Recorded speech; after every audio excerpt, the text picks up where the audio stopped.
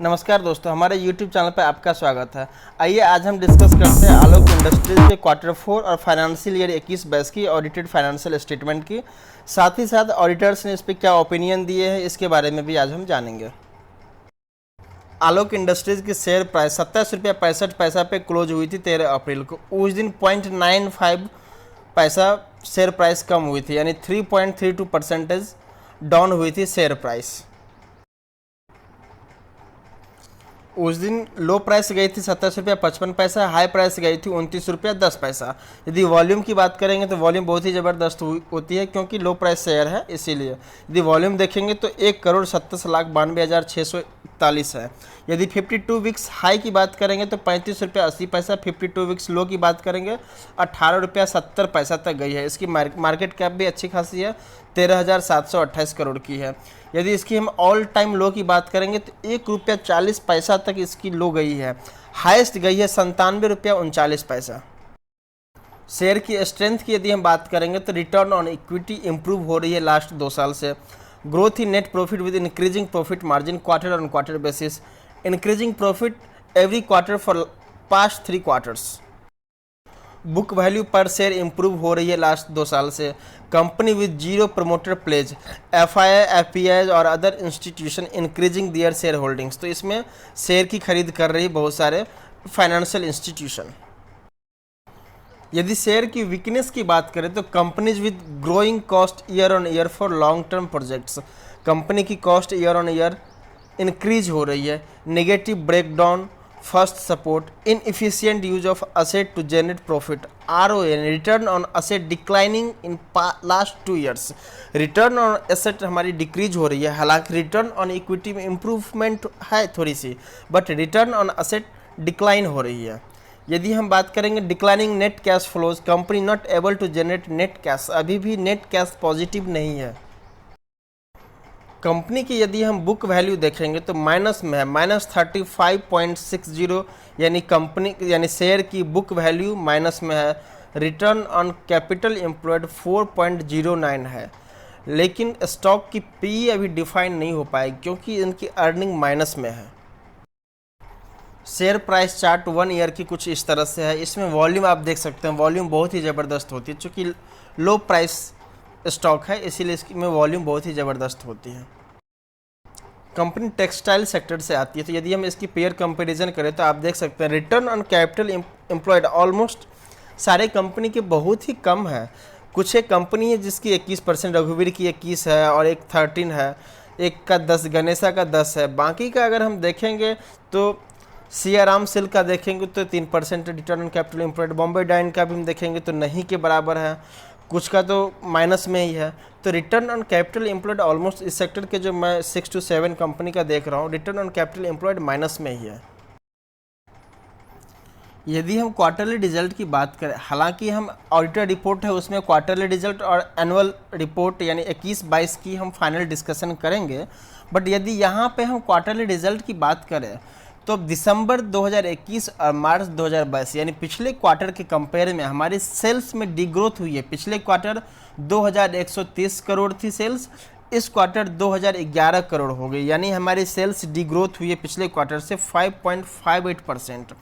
यदि हम operating profit की बात करें तो पिछले क्वार्टर 197 करोड़ थी, इस क्वार्टर 154 करोड़ हुई है, यानी ऑपरेटिंग प्रॉफिट हमारी 21.83% डी ग्रोथ हुई है। एज कंपेयर टू सेल्स 4 गुना डी ग्रोथ हुई है हमारी ऑपरेटिंग प्रॉफिट। साथ ही साथ यदि प्रॉफिट बिफोर टैक्स की बात करें तो पिछले quarter no profit no loss हम बोल सकते हैं, 0 थे, लेकिन इस क्वार्टर हमें 28 करोड़ की लॉस हुई है। नेट प्रॉफिट में भी अगर हम देखेंगे तो 27 करोड़ की हमारी नेट प्रॉफिट माइनस में गई है। जैसा कि ऑलरेडी बता चुका हूं कि 14 अप्रैल को आलोक इंडस्ट्रीज का रिजल्ट डिक्लेयर हुआ था। तो आइए हम देखते हैं कि ऑडिटर्स रिपोर्ट क्या है, साथ ही साथ फाइनेंशियल स्टेटमेंट में क्या इंप्रूवमेंट हुई है, PNL में, बैलेंस शीट में, कैश फ्लोज में, ये सारा चीज़ आज हम जानते हैं। साथ ही साथ ऑडिटर का क्या ओपिनियन है, चूँकि कुछ इसमें NCLT का भी रेजोल्यूशन पास हुई थी, कुछ अप्रूव्ड प्लान थी, तो उन सब के बारे में हम डिस्कस करेंगे।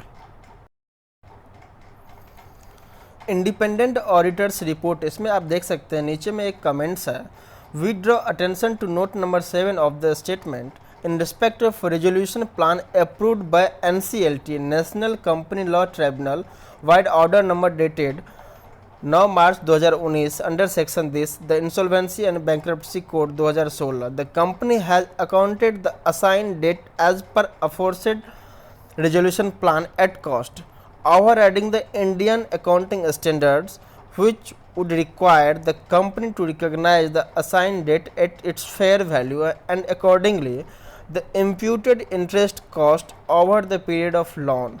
Our opinion is not modified in respect of this matter. NCLT 2019 में एक रिजोल्यूशन प्लान दिया कंपनी को कि आप इस प्लान के तहत कुछ एक लोन है, उस लोन की इस तरह से अकाउंटिंग ट्रीटमेंट करिए। उसकी जो अकाउंटिंग ट्रीटमेंट थी वो इंडियन अकाउंटिंग स्टैंडर्ड से थोड़ी सी अलग थी, क्योंकि कंपनी को रिवाइव करना था, रिवाइवल प्लान थी एक तरह से, तो इसलिए इसकी इस डेट की इस लोन की इस तरह से अकाउंटिंग ट्रीटमेंट की गई। वही यहाँ पे हमारे जो इंडिपेंडेंट ऑडिटर है वो बताना चाह रहा है। चूँकि कंपनी की फाइनेंशियल पोजीशन उतनी अच्छी नहीं थी उस टाइम में, कंपनी ऑलमोस्ट इसकी जो शेयर होल्डिंग फंड है वो माइनस में चली गई थी, रिजर्व एंड सरप्लस सब माइनस में चली गई है। आप देख सकते हैं ऑलरेडी हमने बताया कि कंपनी की जो बुक वैल्यू पर शेयर है वो माइनस में है, -35 रुपया। तो कंपनी की फाइनेंशियल पोजीशन अच्छी नहीं थी, इसलिए एनसीएलटी कंपनी को बचाने के लिए एक रिजोल्यूशन प्लान दिया कंपनी को कि आप इसकी ट्रीटमेंट इस तरह से करिए और अपने कंपनी को बचाइए। आलोक इंडस्ट्रीज लिमिटेड की टोटल 8 सब्सिडियरी और 2 जॉइंट वेंचर है। जो कंसोलिडेटेड फाइनेंशियल स्टेटमेंट है उसमें ये बताया जा रहा है कि जो टोटल 8 सब्सिडियरी और 2 जॉइंट वेंचर है उसकी डिटेल दिया है कि उसकी जो रेवेन्यू है या टोटल असेट है या नेट प्रॉफिट में है या लॉस में है, वो सब उसमें कंसीडर किया गया है कंसोलिडेटेड फाइनेंशियल स्टेटमेंट में। तो यहाँ पे अदर मैटर में वही सारी चीज़ें बता रही है। यहीं पे ये टोटल 8 सब्सिडियरी है और 2 जॉइंट वेंचर, इन्हीं की सारी चीज़ें यहाँ पे बताया गया है कि आप देख सकते हैं यहाँ पे कि जो टोटल 7 सब्सिडियरी है उसकी फाइनेंशियल स्टेटमेंट में ये सारी टोटल असेट इतना करोड़ की है, असेट तो है टोटल इतना करोड़ की, बट टोटल रेवेन्यू इसकी नील है, यानी टोटल 7 सब्सिडियरी जो है वो एक तरह से इनऑपरेटिव है, इसकी बिजनेस डिसकंटिन्यू हो गई है, जिस हिसाब से इसका रेवेन्यू नील दिखा रही है। तो और ऐसे ही बाकी सारी चीज़ें इसमें बताया गया है, तो हम उसमें डिटेल में डिस्कस करेंगे पीएनएल और बैलेंस शीट में। स्टैंड अलोन फाइनेंशियल रिजल्ट्स की यदि हम बात करें क्वार्टरली और यहाँ पे ईयरली भी दिया हुआ है, तो ईयर ऑन ईयर बेसिस पे अगर हम देखें तो पिछले साल से इस साल रेवेन्यू फ्रॉम ऑपरेशन में हमारे इंक्रीज हुई है। हालांकि इस इंक्रीमेंट के बावजूद हमारी जो टोटल नेट प्रॉफिट है वो माइनस में ही है। पिछले साल 4,431 करोड़ माइनस में थी बिफोर टैक्स और अभी 184 करोड़ है। तो उसके बावजूद यदि हम स्टैंड अलोन अभी देख रहे हैं उसमें भी हमारे जो फाइनेंशियल स्टेटमेंट है जिसके हिसाब से दिख रही है कि नेट प्रॉफिट अभी भी माइनस में है, यानी 184 करोड़ माइनस में है। कंसोलिडेटेड फाइनेंशियल रिजल्ट्स की यदि हम बात करें तो रेवेन्यू फ्रॉम ऑपरेशन पिछले साल से ज़बरदस्त हाइक हुई है, ग्रोथ हुई है। आप देख सकते हैं पिछले साल 3,847 करोड़ थे, इस साल 7,309 करोड़ हुई है, यानी हमारी रेवेन्यू फ्रॉम ऑपरेशन में 90% की ग्रोथ हुई है। यदि हम एक्सपेंस हेड की बात करें तो जो मेजर है कॉस्ट ऑफ मटेरियल कंज्यूम, वो पिछले साल 2,514 करोड़ थी, इस साल 5,154 करोड़ है, यानी हमारी कॉस्ट ऑफ मटेरियल कंज्यूम भी 105% से हाइक हुई है। मेरी रेवेन्यू 90% से हाइक हुई लेकिन मेरी कॉस्ट 105% से हाइक हुई। यदि हम पावर एंड फ्यूल की बात करें तो 526 करोड़ पिछले साल थी, इस साल 799 करोड़ है, यानी 52% हमारे ये भी हेड एक्सपेंडिचर हेड हाइक हुई है। रेवेन्यू में हाइक होने के बावजूद हमारी प्रॉफिट में नहीं आ पाए, यानी हम यदि कंपेयर करें पिछले साल से तो पिछले साल 4,454 करोड़ माइनस में थी, यानी लॉस हुई थी कंपनी को। इस साल भी लॉस है बट माइनर लॉस है, 209 करोड़ का लॉस है, यानी पिछले साल से इम्प्रूवमेंट हुई है हमारी। यदि हम total net profit after tax की बात करें तो पिछले साल 5,673 करोड़ थी, जो कि इस साल 208 करोड़ पे आ गई है, यानी पिछले साल से भी हमारी लॉस कम हुई है। हालांकि पिछले साल कुछ एक्सेप्शनल आइटम थी 3,892 करोड़ की, जिसके कारण पिछले साल लॉसेज बहुत ज़्यादा दिख रही थी। यदि हम एक्सेप्शनल आइटम को इग्नोर कर दें तो हमारी जो लॉस हुई थी पिछले साल वो 562 करोड़ की थी और इस साल 209 करोड़ की है। यानी हम ये बोल सकते हैं कि हमारी लॉसेज पिछले साल से इस साल कम हुई है, यानी इम्प्रूवमेंट हो रही है। यदि हम कंसोलिडेटेड बैलेंस शीट की बात करें तो हम मार्च 2022 की फिगर अगर लेके के देखें तो हमारी जो करंट असेट थी वो 2,265 करोड़ थी और हमारी लायबिलिटीज़ जो है यानी करंट लायबिलिटी है वो है 3,657 करोड़। मतलब ये कि हमारी करंट लायबिलिटी ज़्यादा है करंट असेट से, हमारी करंट असेट कम है। तो हम ये कह सकते हैं जो हमारी करंट रेशियो है वो इस कंपनी की बहुत ही वीक है।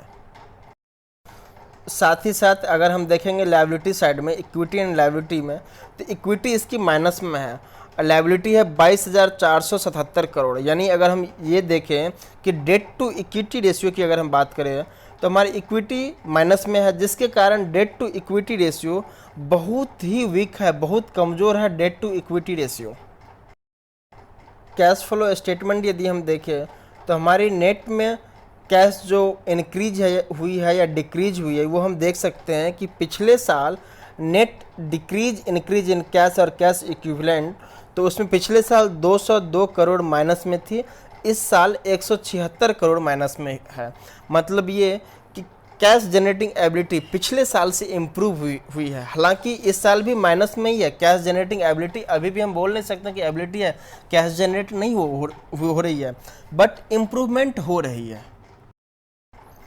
कुछ नोट्स है, यह नोट्स हम देख सकते हैं। नोट नंबर 4 जो है इसमें कंपनी ये बताना चाह रहा है कि company as a holding company तो लॉस में है क्वार्टर में भी और ईयर एंडेड भी, लेकिन कंपनी की अगर एबिडा की बात करें यानी earning before interest tax depreciation and amortisation, तो इस क्वार्टर 170 करोड़ की प्रॉफिट है। यानी एबिडा है, प्रॉफिट नहीं बोलेंगे, एबिडा यानी ये सब interest tax depreciation amortisation charge करने से पहले जो कंपनी की प्रॉफिट है वो 170 करोड़ है और ईयर ऑन ईयर बेसिस पे देखेंगे तो इस साल 611 करोड़ पॉजिटिव में है।